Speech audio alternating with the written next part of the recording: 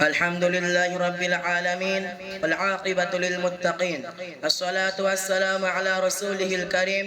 أما بعد، فأعوذ بالله من الشيطان الرجيم. بسم الله الرحمن الرحيم.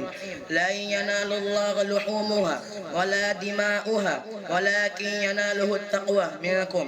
صدق الله العظيم. সর্বাগ্যে সর্বপ্রথম শুকরিয়া জ্ঞাপন করি সেই মহান আল্লাহ পাক রব্বুল আলামিনের দরবারে, যিনি আমাদেরকে আজ এই সুন্দর মজলিসে বসার তৌফিক দান করেছেন। সকলে তানার দরবারে উচ্চ কণ্ঠে বলে আলহামদুলিল্লাহ। তারপরে পরে জানাই যে নবীকে সৃষ্টি না করিলে আমি আপনি গাছপালা নদী নালা এমনকি 18,000 মখলুকাত কিছুই সৃষ্টি হতো না। তানার দরবারে সকলে স্বরূপ বলি সাল্লাল্লাহু আলাইহি ওয়াসাল্লাম। অতঃপর আজ আমার সামনে বসে থাকা দুই বিচারক দ্বয় এবং আমার সামনে উপবিষ্ট সকল ক্লাসের সাথী ভাইয়েরা, সকলকে আমি আমার অন্তরে হার্দিক অভিনন্দন জানিয়ে আমি বক্তব্য দিকে ধাবিত হচ্ছি। আমা তৌফিক ইল্লা বিল্লাহ।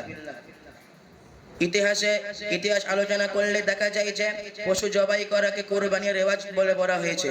এই কুরবানি পৃথিবীর প্রথম থেকে শুরু হয়েছে।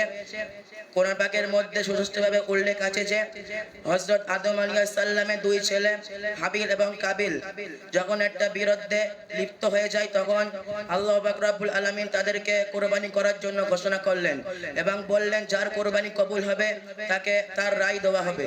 এই বলে আমার সংক্ষিপ্ত বক্তব্য এখানে ইচ্ছে করছি। ওয়া আখিরু দাওয়ানা আলহামদুলিল্লাহি রাব্বিল আলামিন।